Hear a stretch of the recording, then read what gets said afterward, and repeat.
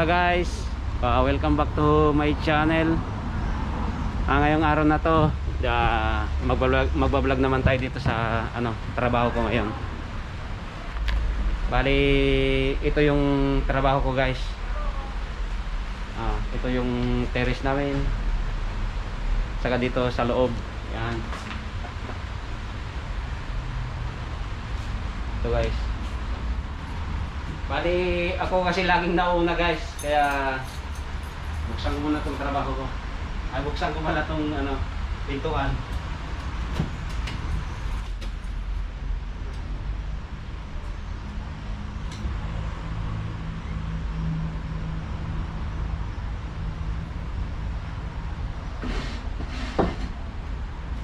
So yan guys, tara sa loob.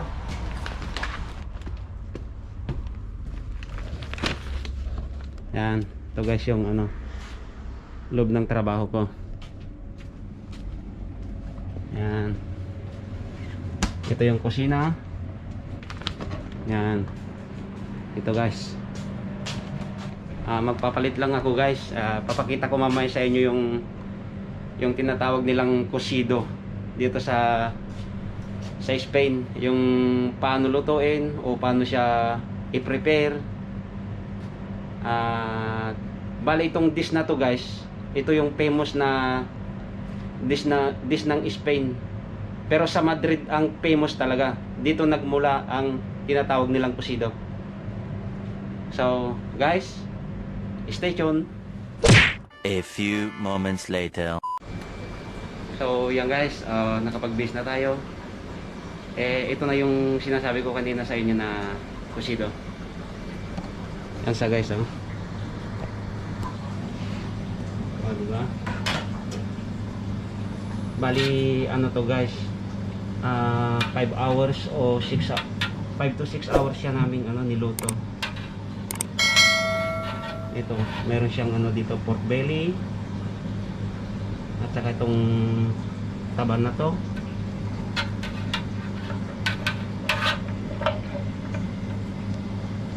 Yan, may carrots.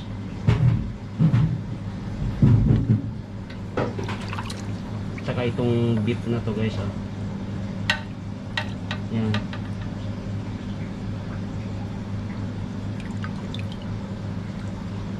Tapos guys, meron tayong dito yung garbanzos.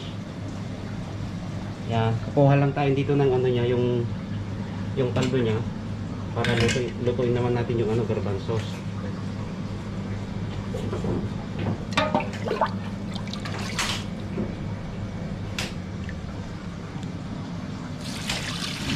Yan.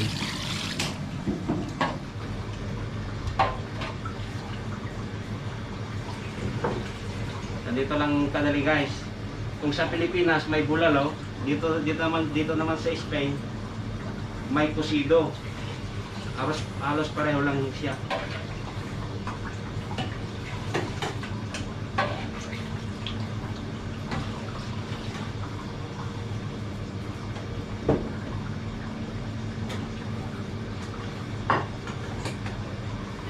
Isalang natin. Kita Lesta.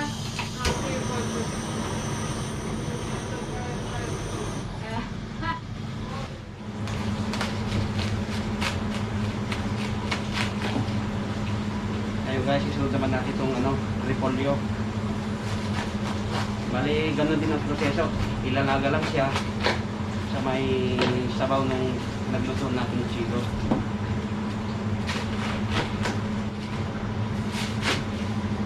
Mabusisi lang kasi ito guys na trabaho. Marami siyang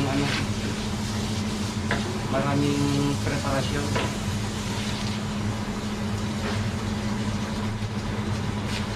Tapos maglalaga ko ulit ng patatas.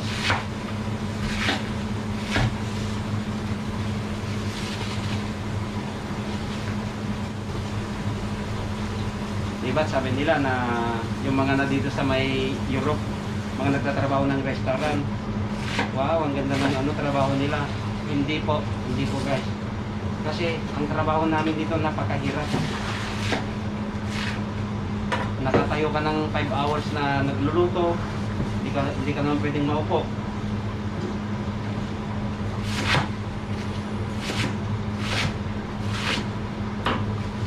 Tapos balik ka pa ng gabi. Kaya taste lang guys.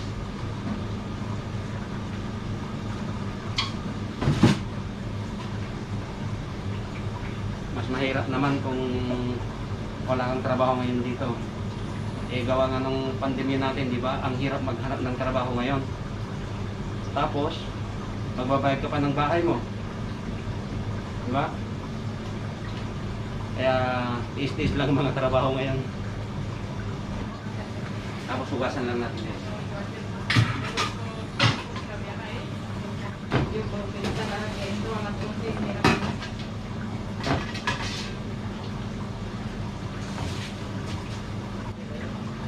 Yung guys. Siyempre, kaldo ulit.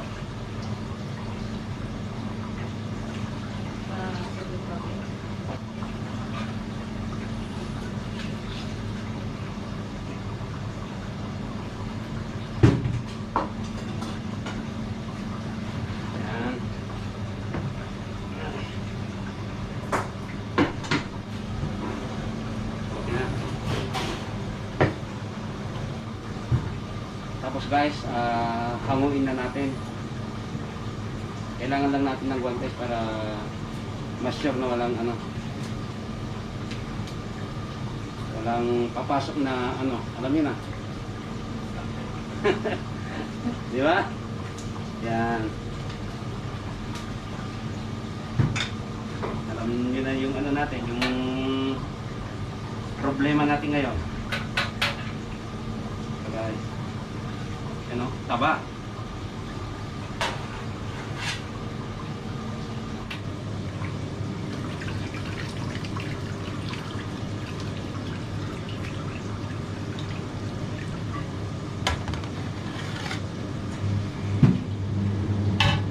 Kala ito guys, ito yung beef sa may hita. Yan, ito tatanggalin. Ganyan lang siya guys.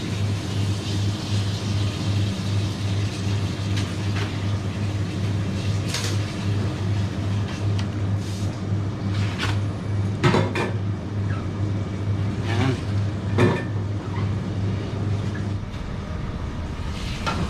Tapos ito naman guys, yung pork belly, hiwain lang natin na ganyan. Yan, super lambot siya guys. Yan.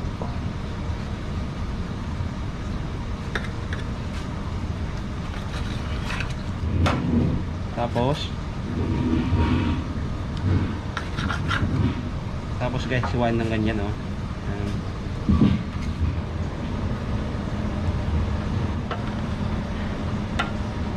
Tapos ganun din ito.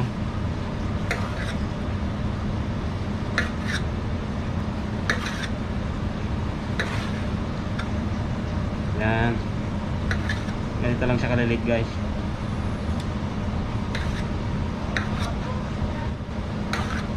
Dos cajas de un saco o uno solo. Uno.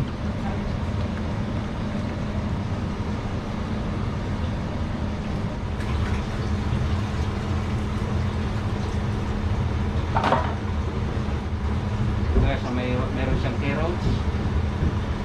Saka chorizo. Tsaka itong guys, ito yung pangbulalo, di ba? Oh. Yan. Tsaka meron din siyang hamon.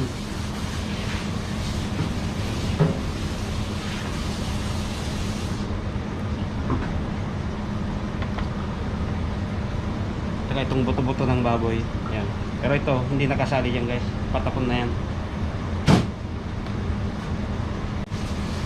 Itong mga hamon, himay-himay lang natin na ganyan ganyan lang siya. Talagang to guys, mabusisi lang kasi tanggalin mo lahat yung mga buto. Saka itong mga carrots, yan lang ang hiwa. Yan.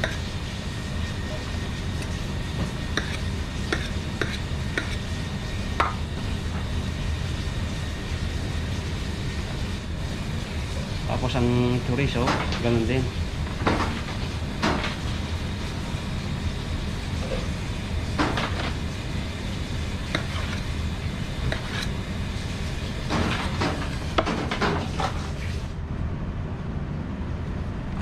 Tsaka meron din siyang ano guys, manok. Yan. Himay-himay lang, tanggalin yung ano, yung balat. Tsaka yung buto. Ganyan lang siya guys, mabusisi talaga. Yan, himay-himay lang na ganyan.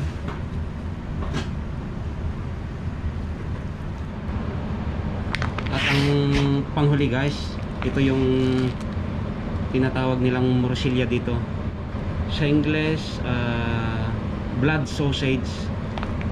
Yan guys. Ilalaga lang natin.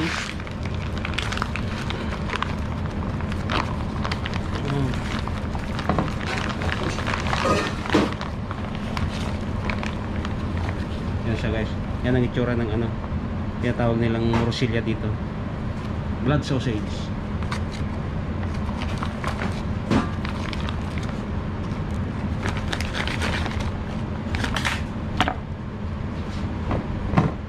Yan. So guys, ito na yung cocido natin. Oh, yan na siya. Tapos ito naman yung soap niya. Saka lagyan natin ng konting ano yung soap. Yan. Yung parang pansit pa sa Pilipinas. Pero dito kasi yung maliliit ba. Yan siya. Ito yung garbanzos, yung patatas, at saka yung beef, yung pork belly, at saka yung taba, manok, at saka chorizo. And then, so, yan guys. Tsaka ito pala yung ano, repolyo.